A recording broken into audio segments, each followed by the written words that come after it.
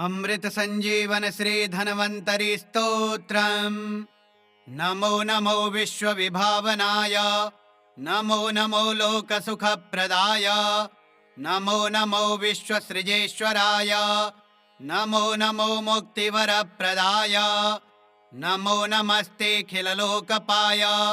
नमो नमस्ते खिल कामदाय, नमो नमस्ते खिल कारणाय, नमो नमस्ते खिल रक्षकाय, नमो नमस्ते सकलार्तिहर्त्रे, नमो नमस्ते विरुजः प्रकर्त्रे, नमो नमस्ते खिल विश्वधर्त्रे, नमो नमस्ते खिल लोकभर्त्रे। सृष्टं देवचराचरं जगदिदं ब्रह्मस्वरूपेण ते, सर्वं तत्परिपाल्यते जगदिदं विष्णुस्वरूपेण ते, विश्वं संह्रियते तदेव निखिलं रुद्रस्वरूपेण ते, संसिच्यामृतशीकरैर्हरमः रिष्टं चिरं जीवय, यो धन्वन्तरि संज्ञया निगदितः क्षीराब्धितो निःसृतो, हस्ताभ्यां जनजीवनाय कलशं पीयूषपूर्णं दधात्, आयुर्वेदमरीरचञ्जनरुजां नाशाय सत्वं मुदा, संसिच्यामृतशीकरैर्हरमः रिष्टं चिरं जीवय, स्त्रीरूपं वरभूषणाम्बरधरं त्रैलोक्यसम्मोहनं, कृत्वा पाययति स्म यः सुरगणान् पीयूषमत्युत्तमं, चक्रे दैत्यगणान् सुधाविरहितान् सम्मोह्य सत्वं मुदा, संसिच्यामृतशीकरैर्हरमः रिष्टं चिरं जीवय, चाक्षुषोदधि सम्प्लाव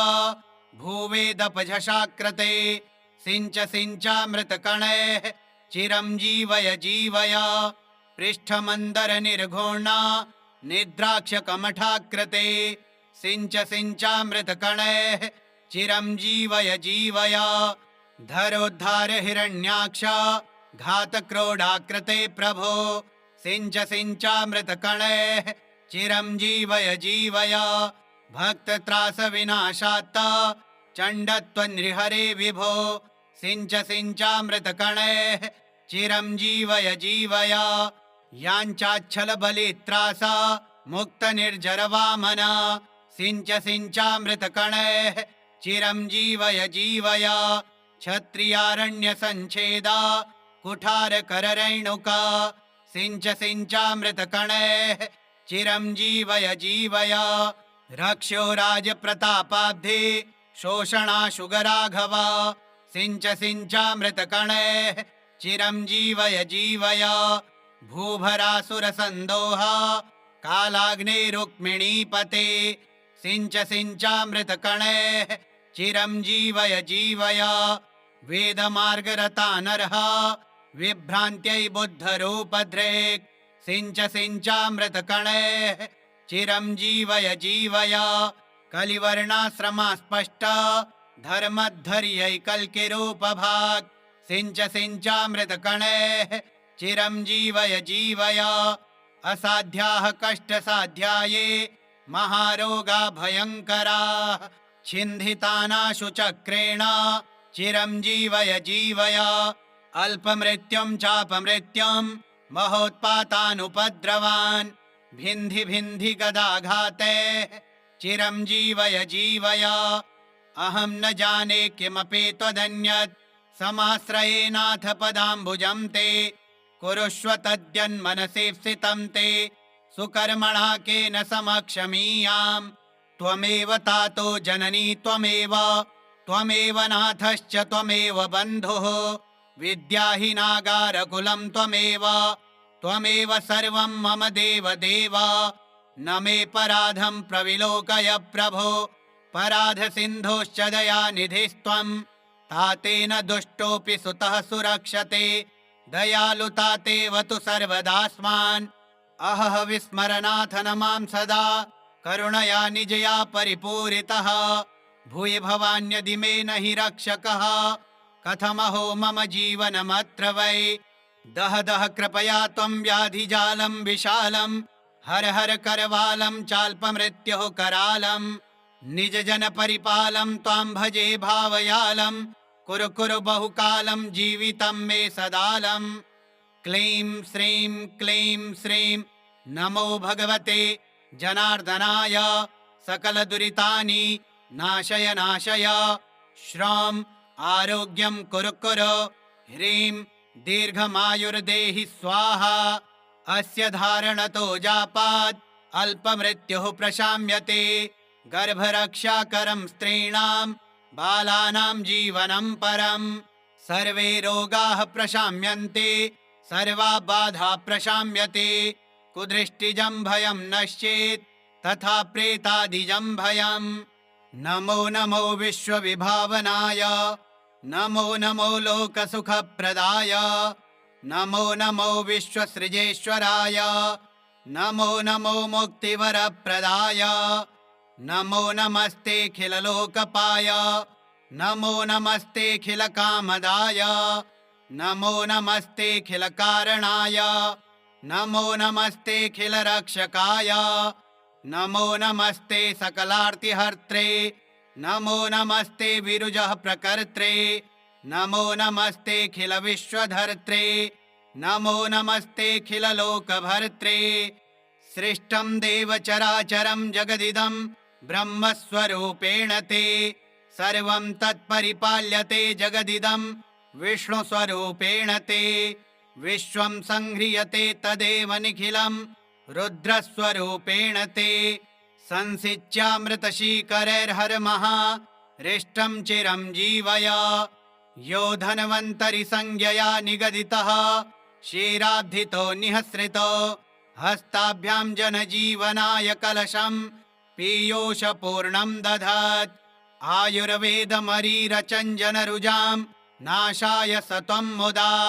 संसिच्यामृतशीकरैर्हरमः हृष्टं चिरं जीवय। स्त्रीरूपम्बरभूषणाम्बरधरं त्रैलोक्यसम्मोहनं कृत्वा पाययति स्म यः सुरगणान् पीयूषमत्युत्तमम्। चक्रे दैत्यगणान् सुधाविरहितान् सम्मुह्य सत्वं मुदा संसिच्यामृतशीकरैर्हरमः हृष्टं चिरं जीवय। चाक्षुषोदधि सम्प्लाव भूवेदपझषाकृते सिञ्च सिञ्चामृतकणैः चिरं जीवय जीवय। पृष्ठमन्दरनिर्घोणा निद्राक्षकमठाकृते सिञ्च सिञ्चामृतकणैः चिरं जीवय जीवय। धरोद्धार हिरण्याक्ष घातक्रोडाकृते प्रभो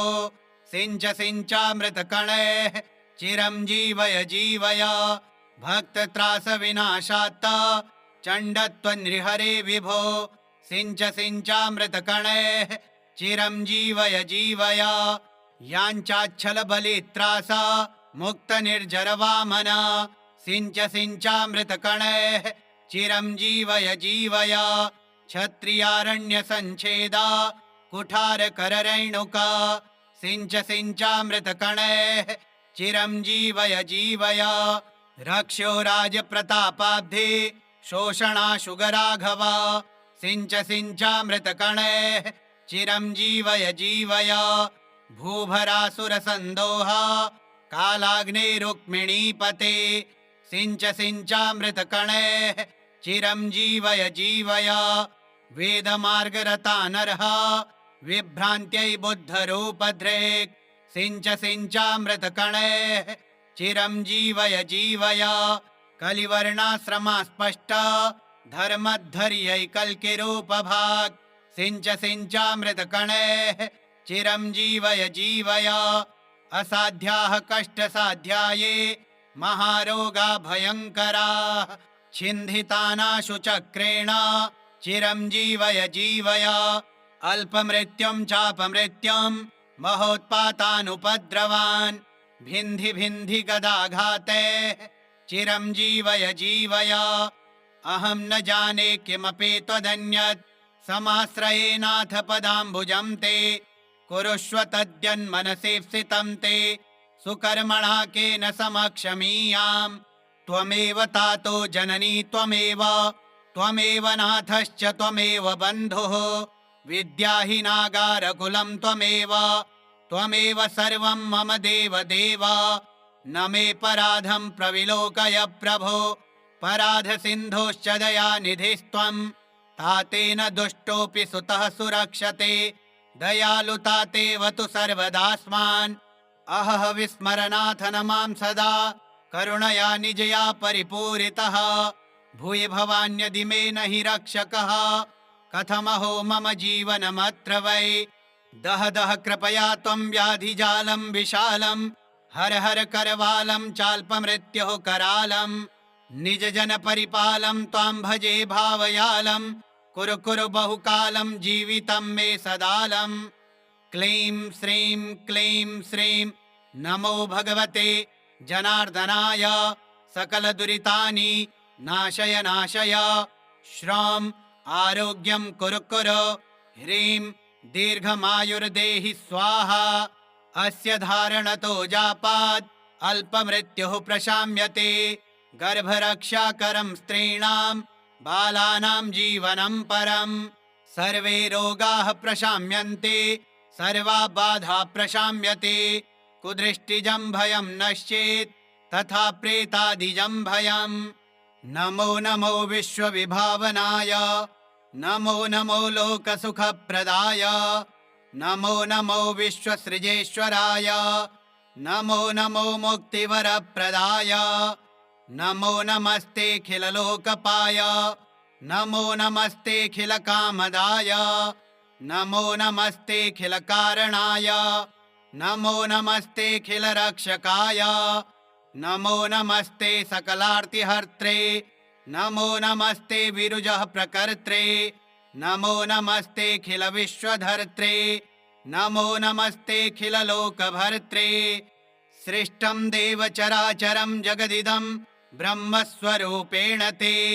सर्वं तत्परिपाल्यते जगदिदं विष्णुस्वरूपेण ते विश्वं संह्रियते तदेव निखिलं रुद्रस्वरूपेण ते संसिच्यामृतशीकरैर्हरमः हृष्टं चिरं जीवय यो धन्वन्तरि संज्ञया निगदितः क्षीराब्धितो निःसृतो हस्ताभ्यां जनजीवनाय कलशं पीयूषपूर्णं दधात् आयुर्वेदमरीरचञ्जनरुजां नाशाय सत्वं मुदा संसिच्यामृतशीकरैर्हरमः हृष्टं चिरं जीवय स्त्रीरूपम्बरभूषणाम्बरधरं त्रैलोक्यसम्मोहनं कृत्वा पाययति स्म यः सुरगणान् पीयूषमत्युत्तमं चक्रे दैत्यगणान् सुधाविरहितान् सम्मुह्य सत्वं मुदा संसिच्यामृतशीकरैर्हरमः हृष्टं चिरं जीवय चाक्षुषो दधि सम्प्लाव भूवेदपझषाकृते सिञ्चामृतकणैः चिरं जीवय जीवय पृष्ठमन्दरनिर्घोणा निद्राक्षकमठाकृते सिञ्चामृतकणैः चिरं जीवय जीवय धरोद्धार हिरण्याक्ष घातक्रोडाकृते प्रभो सिञ्चामृतकणैः चिरं जीवय जीवय भक्तत्रासविनाशात्त चण्डत्वन्नृहरे विभो सिञ्चामृतकणैः चिरं जीवय जीवय याञ्चाच्छलबलित्रास मुक्तनिर्जरवामन सिञ्चामृतकणैः चिरं जीवय जीवय क्षत्रियारण्यसञ्छेदा कुठारकररैणुका सिञ्चामृतकणैः चिरं जीवय जीवय रक्ष्यो राजप्रतापाब्धे शोषणाशुगराघव सिञ्चामृतकणैः चिरं जीवय जीवय भूभरासुरसन्दोह कालाग्नेरुक्मिणीपते सिञ्चामृतकणैः चिरं जीवय जीवय वेदमार्गरता नरः विभ्रान्त्यै बुद्धरूपधृक् सिञ्चामृतकणैः चिरं जीवय जीवय कलिवर्णाश्रमास्पष्ट धर्मद्धर्यैकल्किरूपभाक् सिञ्चामृतकणैः चिरं जीवय जीवय असाध्याः कष्टसाध्याये महारोगा भयङ्कराः छिन्धितानाशु चक्रेण चिरञ्जीवय जीवय अल्पमृत्युं चापमृत्युं महोत्पातानुपद्रवान् भिन्धि भिन्धि गदाघाते चिरञ्जीवय जीवय अहं न जाने किमपि त्वदन्यत् समाश्रयेनाथ पदाम्बुजं ते कुरुष्व तद्यन्मनसि स्थितं ते सुकर्मणा केन समक्षमीयाम् त्वमेव तातो जननी त्वमेव नाथश्च त्वमेव बन्धुः विद्याहीनागारकुलं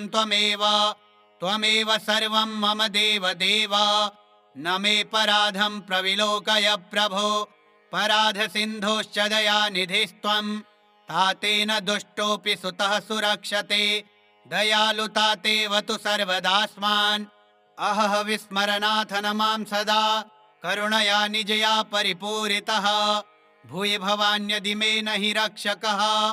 कथमहो मम जीवनमत्र वै दह दह कृपया त्वं व्याधिजालं विशालं हर हर करवालं चाल्पमृत्युः करालं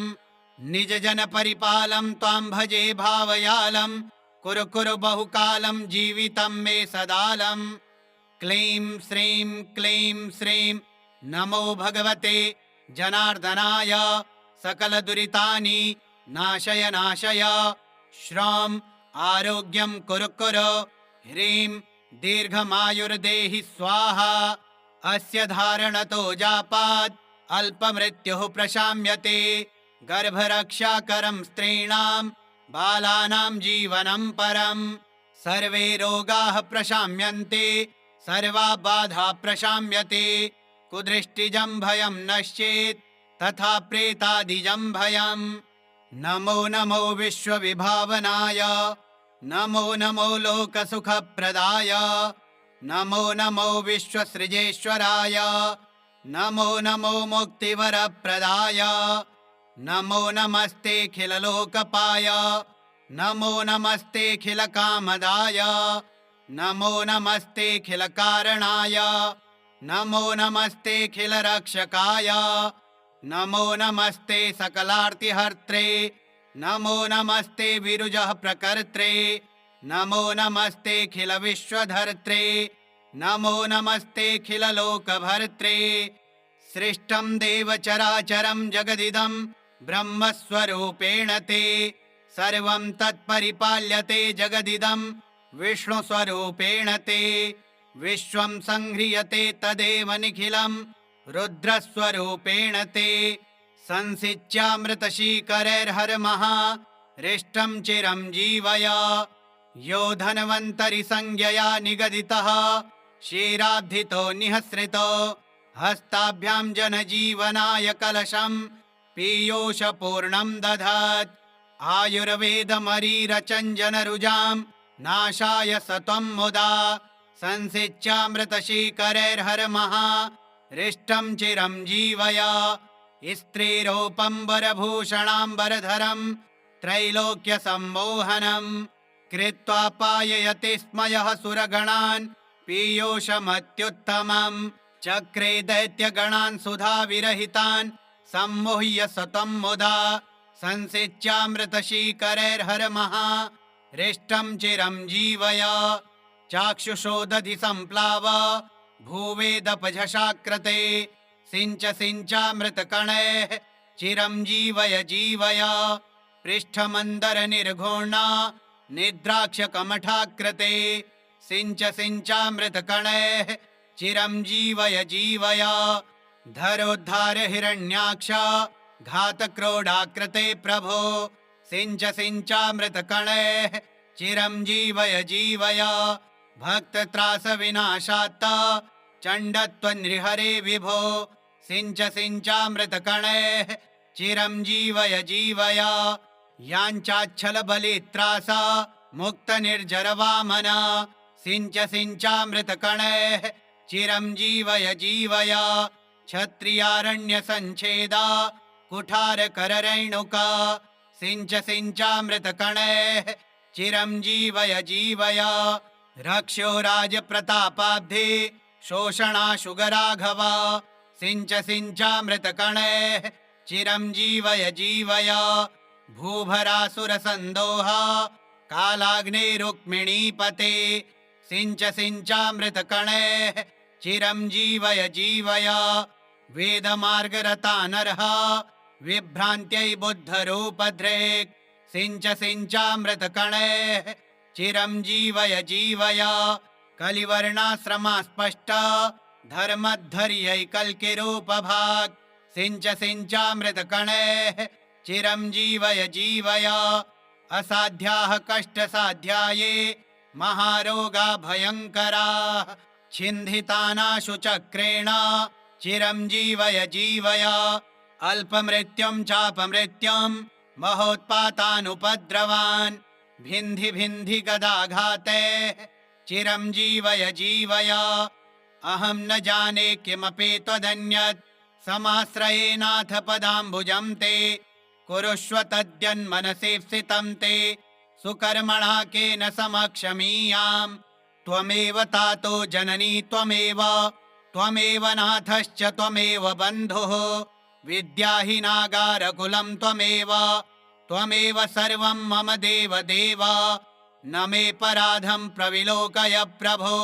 पराधसिन्धोश्च दयानिधिस्त्वं तातेन दुष्टोऽपि सुतः सुरक्षते दयालुतातेव तु सर्वदास्मान् अहः विस्मरनाथ नमां सदा करुणया निजया परिपूरितः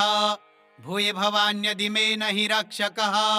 कथमहो मम जीवनमत्र वै दह दह कृपया त्वं व्याधिजालं विशालं हर हर करवालं चाल्पमृत्युः करालं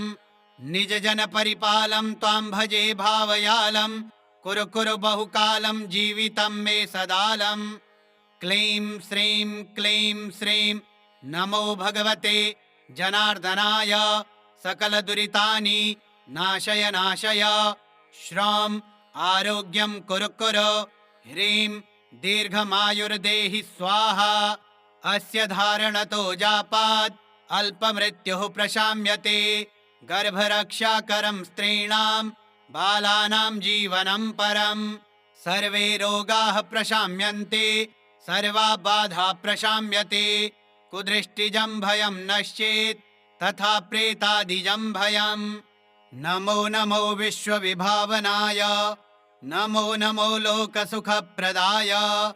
नमो नमो विश्वसृजेश्वराय नमो नमो मुक्तिवरप्रदाय नमो नमस्तेऽखिललोकपाय नमो नमस्तेऽखिलकामदाय नमो नमस्तेऽखिलकारणाय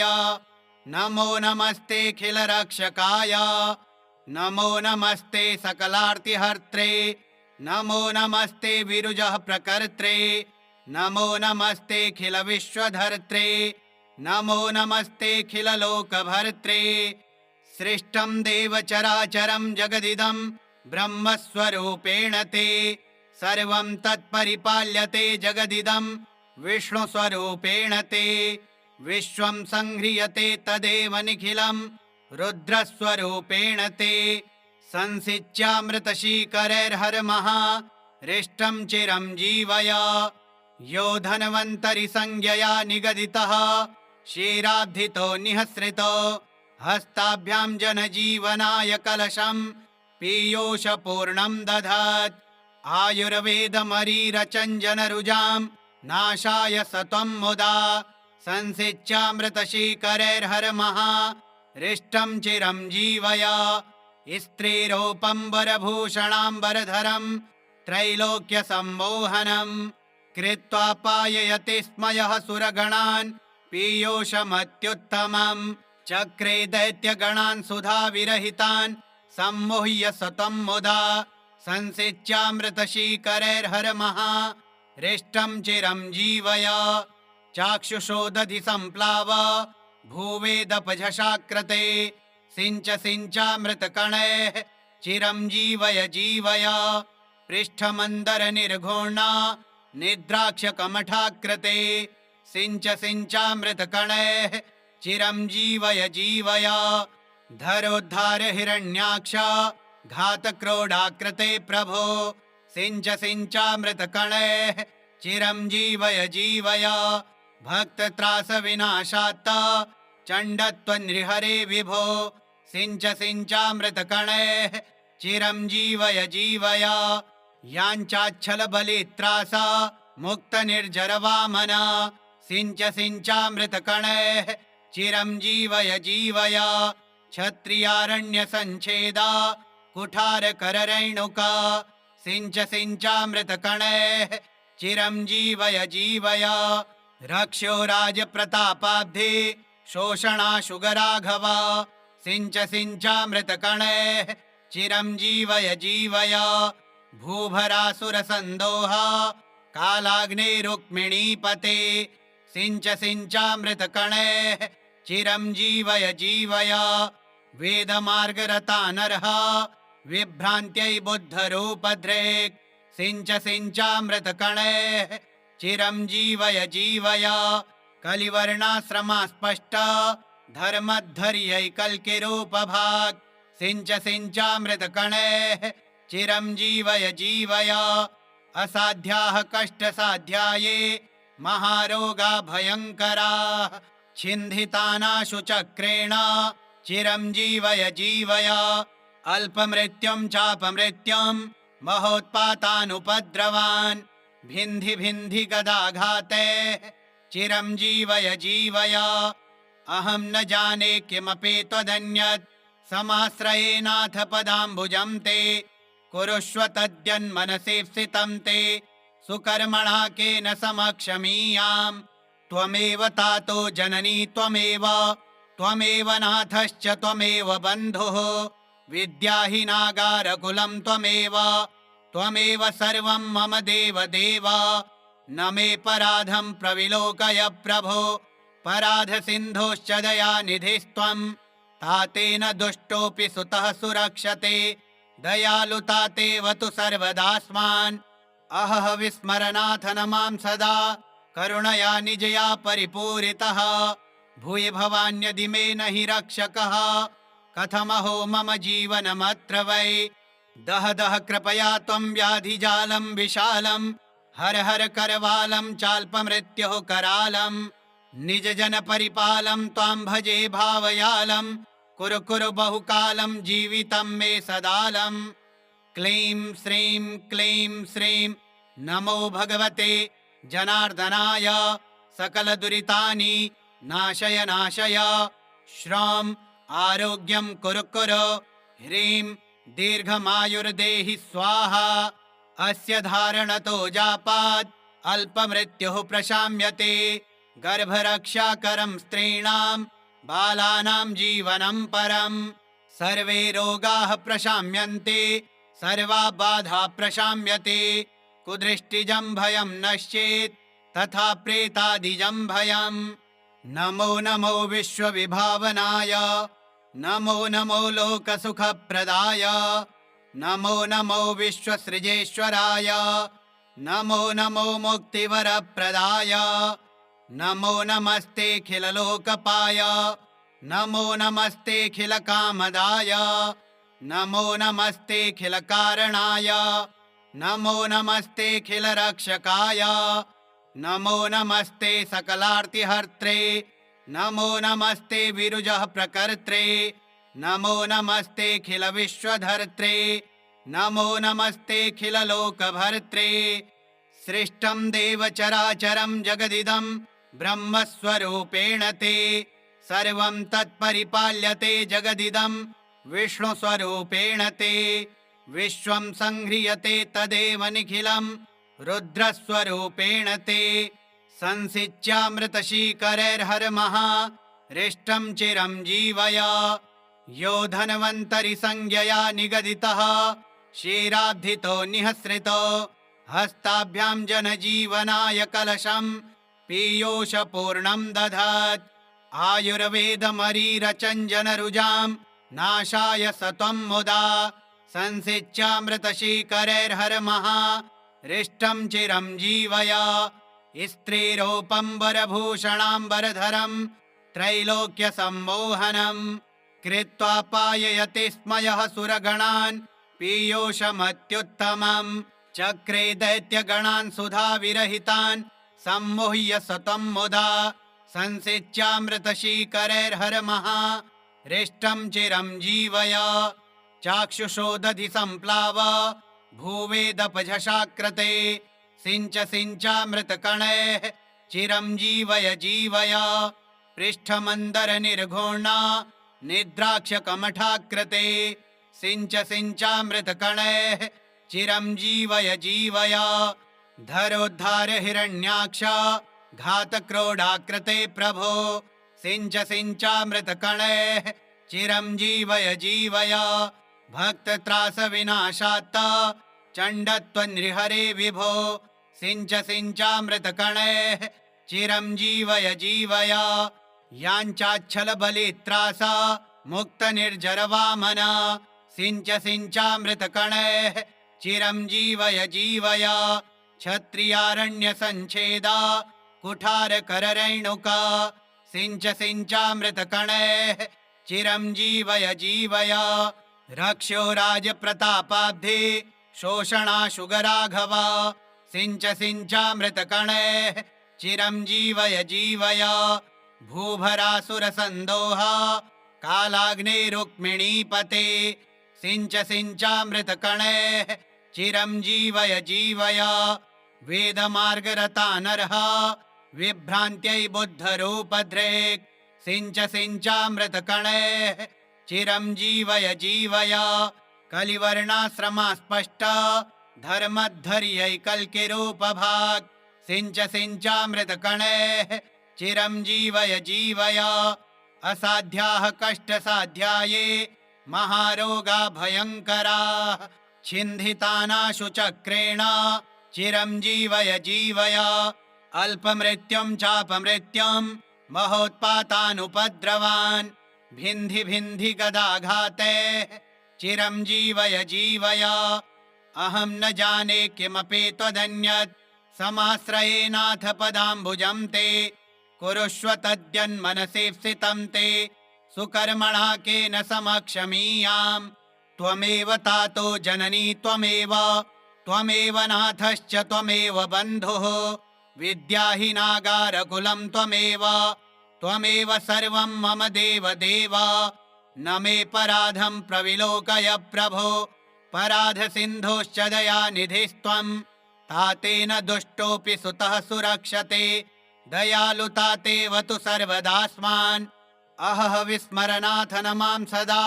करुणया निजया परिपूरितः भूय भवान्यदि मे न हि रक्षकः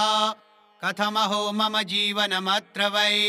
दह दह कृपया त्वं व्याधिजालं विशालं हर हर करवालं चाल्पमृत्युः करालं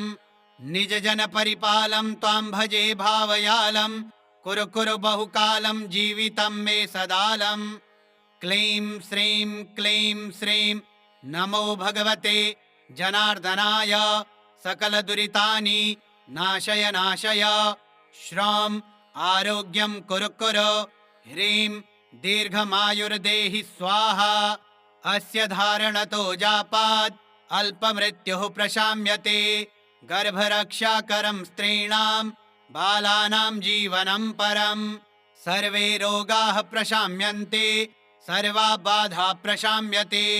कुदृष्टिजं भयं नश्येत् तथा प्रेतादिजं भयम् नमो नमो विश्वविभावनाय नमो नमो लोकसुखप्रदाय नमो नमो विश्वसृजेश्वराय नमो नमो मुक्तिवरप्रदाय नमो नमस्तेऽखिललोकपाय नमो नमस्तेऽखिलकामदाय नमो नमस्तेऽखिलकारणाय नमो नमस्तेऽखिलरक्षकाय नमो नमस्ते सकलार्तिहर्त्रे नमो नमस्ते विरुजः प्रकर्त्रे नमो नमस्तेऽखिलविश्वधर्त्रे नमो नमस्तेऽखिललोकभर्त्रे सृष्टं देवचराचरं जगदिदं ब्रह्मस्वरूपेण ते सर्वं तत्परिपाल्यते जगदिदं विष्णुस्वरूपेण ते विश्वं संह्रियते तदेव निखिलं रुद्रस्वरूपेण ते संसिच्यामृतशीकरैर्हरमः हृष्टं चिरं जीवय यो धन्वन्तरि संज्ञया निगदितः क्षीराब्धितो निःसृतो हस्ताभ्यां जनजीवनाय कलशं पीयूषपूर्णं दधत् आयुर्वेदमरीरचञ्जनरुजां नाशाय सत्वं मुदा संसिच्यामृतशीकरैर्हरमः हृष्टं चिरं जीवय स्त्रीरूपं वरभूषणाम्बरधरं त्रैलोक्यसम्मोहनं कृत्वा पाययति स्म यः सुरगणान् पीयूषमत्युत्तमम् चक्रे दैत्यगणान् सुधाविरहितान् सम्मुह्य सतं मुदा संसिच्यामृतशीकरैर्हरमः हृष्टं चिरं जीवय चाक्षुषोदधि सम्प्लाव भूवेदपझषाकृते सिञ्च सिञ्चामृतकणैः चिरं जीवय जीवय पृष्ठमन्दरनिर्घोणा निद्राक्षकमठाकृते सिञ्च सिञ्चामृतकणैः चिरं जीवय जीवय धरोद्धार हिरण्याक्ष घातक्रोडाकृते प्रभो सिञ्च सिञ्चामृतकणैः चिरं जीवय जीवय भक्तत्रासविनाशात्त चण्डत्वन्नृहरे विभो सिञ्च सिञ्चामृतकणैः चिरं जीवय जीवय याञ्चाच्छलबलित्रास मुक्तनिर्जरवामन सिञ्च सिञ्चामृतकणैः चिरं जीवय जीवय क्षत्रियारण्यसञ्छेदा कुठारकररैणुका सिञ्च सिञ्चामृतकणैः चिरं जीवय जीवय रक्ष्यो राजप्रतापाब्धे शोषणाशुगराघव सिञ्च सिञ्चामृतकणैः चिरं जीवय जीवय भूभरासुरसन्दोह कालाग्नेरुक्मिणीपते सिञ्च सिञ्चामृतकणैः चिरं जीवय जीवय वेदमार्गरता नरः विभ्रान्त्यै बुद्धरूपधृक् सिञ्च सिञ्चामृतकणैः चिरं जीवय जीवय कलिवर्णाश्रमास्पष्ट धर्मद्धर्यैकल्किरूपभाक् सिञ्च सिञ्चामृतकणैः चिरं जीवय जीवय असाध्याः कष्टसाध्याये महारोगा भयङ्कराः छिन्धितानाशु चक्रेण चिरं जीवय जीवय अल्पमृत्युं चापमृत्युं महोत्पातानुपद्रवान् भिन्धि भिन्धि गदाघाते चिरं जीवय जीवय अहं न जाने किमपि त्वदन्यत् समाश्रयेनाथ पदाम्बुजं ते कुरुष्व तद्यन्मनसि स्थितं ते सुकर्मणा केन समक्षमीयाम् त्वमेव तातो जननी त्वमेव नाथश्च त्वमेव बन्धुः विद्याहीनागारकुलं त्वमेव सर्वं मम देव देव न मे पराधं प्रविलोकय प्रभो पराधसिन्धोश्च दयानिधिस्त्वं तातेन दुष्टोऽपि सुतः सुरक्षते दयालुतातेव तु सर्वदास्मान् अहः विस्मरनाथ नमां सदा करुणया निजया परिपूरितः भूय भवान्यदि मे न हि रक्षकः कथमहो मम जीवनमत्र वै दह दह कृपया त्वं व्याधिजालं विशालं हर हर करवालं चाल्पमृत्युः करालं निजजन परिपालं त्वां भजे भावयालं कुरु कुरु बहुकालं जीवितं मे सदालं क्लीं श्रीं नमो भगवते जनार्दनाय सकलदुरितानि नाशय नाशय श्रौं आरोग्यं कुरु कुरु ह्रीं दीर्घमायुर्देहि स्वाहा अस्य धारणतो जापात् अल्पमृत्युः प्रशाम्यते गर्भरक्षाकरं स्त्रीणां बालानां जीवनं परं सर्वे रोगाः प्रशाम्यन्ते सर्वा बाधा प्रशाम्यते कुदृष्टिजं भयं नश्येत् तथा प्रेतादिजं भयम् नमो नमो विश्वविभावनाय नमो नमो लोकसुखप्रदाय नमो नमो विश्वसृजेश्वराय नमो नमो मुक्तिवरप्रदाय नमो नमस्तेऽखिललोकपाय नमो नमस्तेऽखिलकामदाय नमो नमस्तेऽखिलकारणाय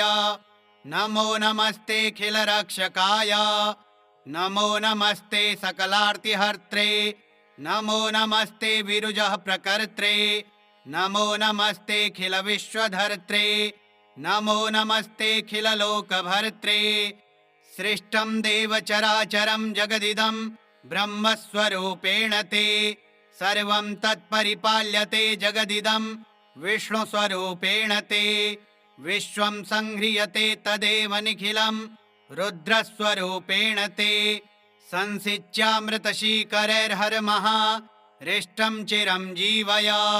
यो धन्वन्तरि संज्ञया निगदितः क्षीराब्धितो निःसृतो हस्ताभ्यां जनजीवनाय कलशं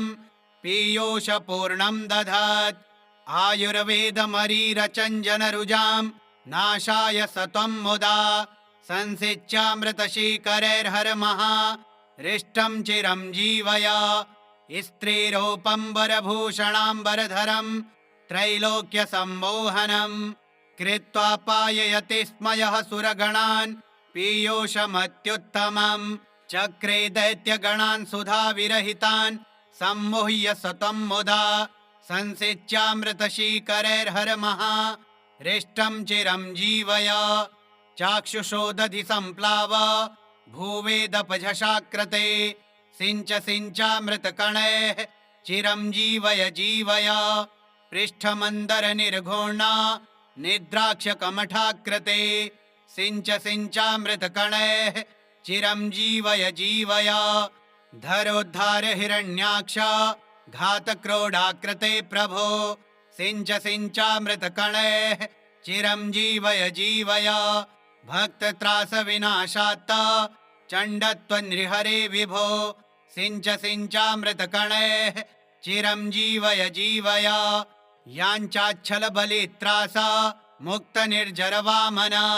सिञ्च सिञ्चामृतकणैः चिरं जीवय जीवय क्षत्रियारण्यसञ्छेदा कुठारकररैणुका सिञ्च सिञ्चामृतकणैः चिरं जीवय जीवय रक्ष्यो राजप्रतापाब्धे शोषणाशुगराघव सिञ्च सिञ्चामृतकणैः चिरं जीवय जीवय भूभरासुरसन्दोह कालाग्नेरुक्मिणीपते सिञ्च सिञ्चामृतकणैः चिरं जीवय जीवय वेदमार्गरता नरः विभ्रान्त्यै बुद्धरूपधृक् सिञ्च सिञ्चामृतकणैः चिरं जीवय जीवय कलिवर्णाश्रमास्पष्ट धर्मद्धर्यैकल्किरूपभाक् सिञ्च सिञ्चामृतकणैः चिरं जीवय जीवय असाध्याः कष्टसाध्याये महारोगा भयङ्कराः छिन्धितानाशु चक्रेण चिरं जीवय जीवय अल्पमृत्युं चापमृत्युं महोत्पातानुपद्रवान् भिन्धि भिन्धि गदाघाते चिरं जीवय जीवय अहं न जाने किमपि त्वदन्यत् समाश्रयेनाथ पदाम्बुजं ते कुरुष्व तद्यन्मनसि स्थितं ते सुकर्मणा केन समक्षमीयाम् त्वमेव तातो जननी त्वमेव नाथश्च त्वमेव बन्धुः विद्याहीनागारकुलं त्वमेव सर्वं मम देव देव न मे पराधं प्रविलोकय प्रभो पराधसिन्धोश्च दयानिधिस्त्वं तातेन दुष्टोऽपि सुतः सुरक्षते दयालुतातेव तु सर्वदास्मान् अहः विस्मरनाथ नमां सदा करुणया निजया परिपूरितः भूय भवान्यदि मे न हि रक्षकः कथमहो मम जीवनमत्र वै दह दह कृपया त्वं व्याधिजालं विशालं हर हर करवालं चाल्पमृत्योः करालं निजजन परिपालं त्वां भजे भावयालं कुरु कुरु बहुकालं जीवितं मे सदालं क्लीं श्रीं नमो भगवते जनार्दनाय सकलदुरितानि नाशय नाशय श्रौं आरोग्यं कुरु कुरु ह्रीं दीर्घमायुर्देहि स्वाहा अस्य धारणतो जापात् अल्पमृत्युः प्रशाम्यते गर्भरक्षाकरं स्त्रीणां बालानां जीवनं परं सर्वे रोगाः प्रशाम्यन्ते सर्वा बाधा प्रशाम्यते कुदृष्टिजं भयं नश्येत् तथा प्रेतादिजं भयम् नमो नमो विश्वविभावनाय नमो नमो लोकसुखप्रदाय नमो नमो विश्वसृजेश्वराय नमो नमो मुक्तिवरप्रदाय नमो नमस्तेऽखिललोकपाय नमो नमस्तेऽखिलकामदाय नमो नमस्तेऽखिलकारणाय नमो नमस्तेऽखिलरक्षकाय नमो नमस्ते सकलार्तिहर्त्रे नमो नमस्ते विरुजः प्रकर्त्रे नमो नमस्तेऽखिलविश्वधर्त्रे नमो नमस्तेऽखिललोकभर्त्रे सृष्टं देवचराचरं जगदिदं ब्रह्मस्वरूपेण ते सर्वं तत्परिपाल्यते जगदिदं विष्णुस्वरूपेण ते विश्वं संह्रियते तदेव निखिलं रुद्रस्वरूपेण ते संसिच्यामृतशीकरैर्हरमः रिष्टं चिरं जीवय यो धन्वन्तरि संज्ञया निगदितः क्षीराब्धितो निःसृतो हस्ताभ्यां जनजीवनाय कलशं पीयूषपूर्णं दधात् आयुर्वेदमरीरचञ्जनरुजां नाशाय सत्वं मुदा संसिच्यामृतशीकरैर्हरमः रिष्टं चिरं जीवय स्त्रीरूपम्बरभूषणाम्बरधरं त्रैलोक्यसम्मोहनं कृत्वा पाययति स्म यः सुरगणान् पीयूषमत्युत्तमम् चक्रे दैत्यगणान् सुधाविरहितान् सम्मुह्य सतं मुदा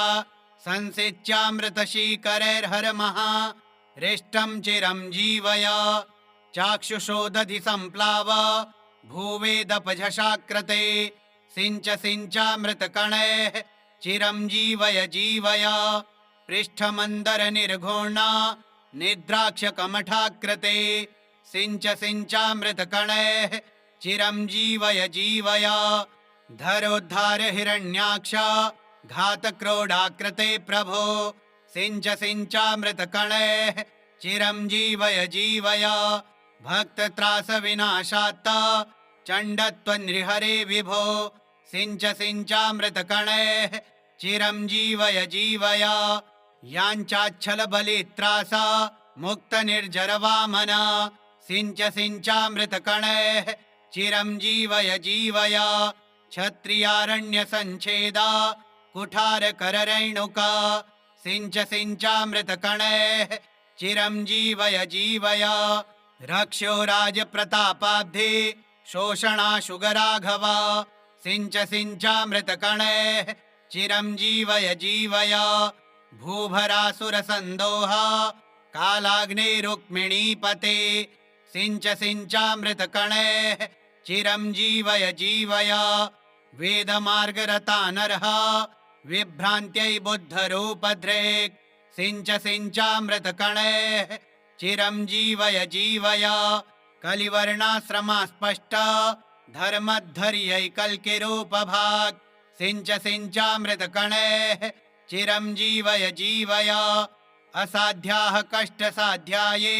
महारोगा भयङ्कराः छिन्धितानाशु चक्रेण चिरं जीवय जीवय अल्पमृत्युं चापमृत्युं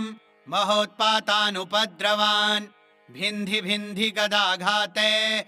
चिरं जीवय जीवय अहं न जाने किमपि त्वदन्यत् समाश्रयेनाथ पदाम्बुजं ते कुरुष्व तद्यन्मनसि स्थितं ते सुकर्मणा केन समक्षमीयाम् त्वमेव तातो जननी त्वमेव नाथश्च त्वमेव बन्धुः विद्याहीनागारकुलं त्वमेव सर्वं मम देव देव न मे पराधं प्रविलोकय प्रभो पराधसिन्धोश्च दयानिधिस्त्वं तातेन दुष्टोऽपि सुतः सुरक्षते दयालुतातेव तु सर्वदास्मान् अहः विस्मरनाथ नमां सदा करुणया निजया परिपूरितः भूय भवान्यदि मे न हि रक्षकः कथमहो मम जीवनमत्र वै दह दह कृपया त्वं व्याधिजालं विशालं हर हर करवालं चाल्पमृत्योः करालं निज जन परिपालं त्वां भजे भावयालं कुरु कुरु बहुकालं जीवितं मे सदालं। क्लीं श्रीं क्लीं श्रीं नमो भगवते जनार्दनाय सकलदुरितानि नाशय नाशय। श्रौं आरोग्यं कुरु कुरु ह्रीं दीर्घमायुर्देहि स्वाहा। अस्य धारणतो जापात् अल्पमृत्युः प्रशाम्यते। गर्भरक्षाकरं स्त्रीणां बालानां जीवनं परम्। सर्वे रोगाः प्रशाम्यन्ते सर्वा बाधा प्रशाम्यते। कुदृष्टिजं भयं नश्येत् तथा प्रेतादिजं भयम्। श्री सुदर्शन संहितोक्तम् अमृत संजीवन धन्वन्तरि स्तोत्रम् श्री धन्वन्तरि देवार्पणमस्तु। ओम श्री धन्वन्तरये नमः। ओम श्री नारायणाय नमः।